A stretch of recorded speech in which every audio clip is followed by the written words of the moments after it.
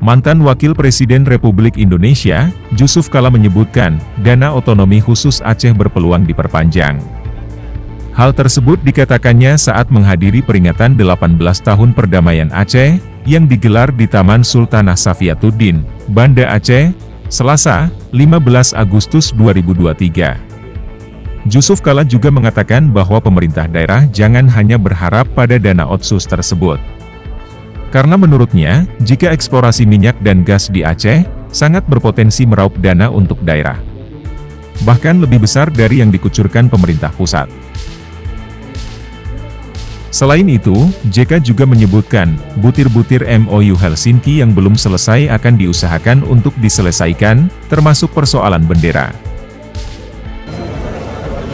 Ya tentu diusahakan semuanya.